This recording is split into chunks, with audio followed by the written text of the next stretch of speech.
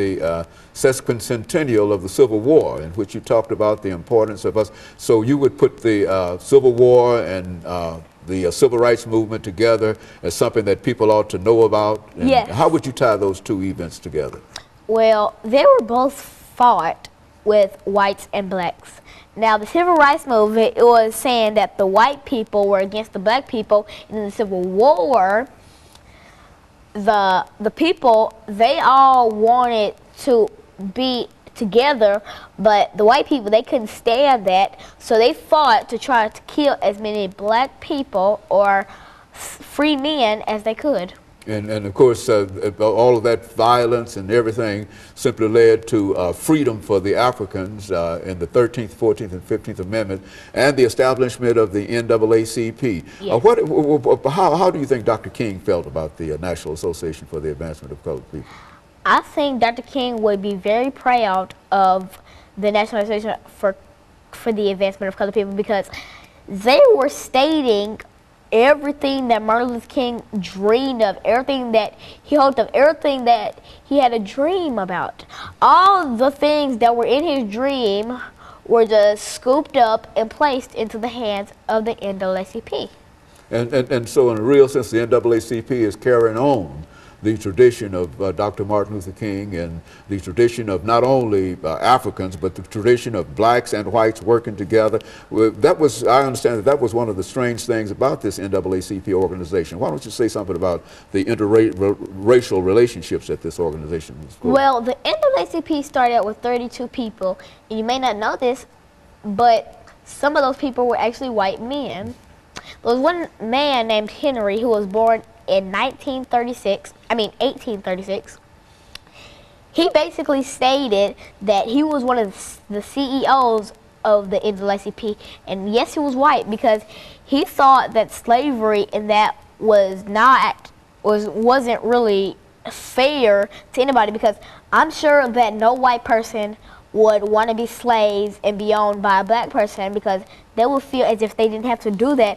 And if you turn on the white people, then they would see how the black people put up with all that, and they would see how the black people felt. And so there's a lesson in terms of trying to work together and to work against separation and segregation. And you would always be in favor of working against separation and segregation. Is that what you're saying? Yes, I would. You believe the equality of everybody, is men, women, races, and et cetera. Is that what is that the position that you're taking now, talking to me here? Yes, it is.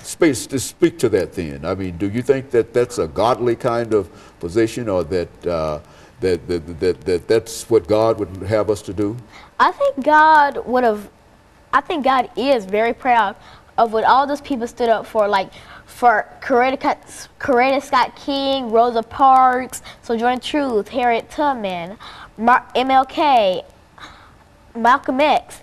He would be proud of them because they stood up for what they believed in, and they stood up for their 13th, 14th, and 15th Amendment. And so there's a long train of individuals that go way back into the history of the United States of America that opposed slavery, you believe, and I think you've indicated that on a number of occasions, talking about some of the abolitionists and Sojourner Truth and other individuals. And so these individuals all opposed slavery, and they all favored the NAACP, and you believe that the NAACP, even though it was established in 1909, is still an organization that young people like yourself ought to support. Why should they support such an organization?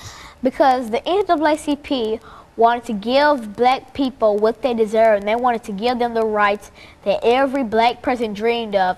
Not just Martin Luther King had a dream, but all black people had a dream of being treated equally one day and being the same as a white person would have been treated. And so, closing, making some closing statements in reference to that, you believe that more people should be more concerned about the topics that we're talking about here today, and that people your age ought to be especially concerned about it. Why should they be concerned about it?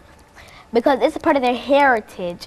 Now, they can learn about the Civil War, and it may not be a part of their heritage, but it's still a part of history, and all black people should learn about the people who tormented them and the people who stood up for them. They should all learn about it, because I feel they believe to know the truth. Okay, and very good. And I certainly thank that you for that kind of information today, Lana. And I believe that in a real sense, the National Association for the Advancement of Colored People can live and continue to do the things that it has already done. And I just want to thank you for bringing that information by. And I want to encourage our audience to tune in again next week for another informative edition of Comments. Thank you and Good good morning. morning.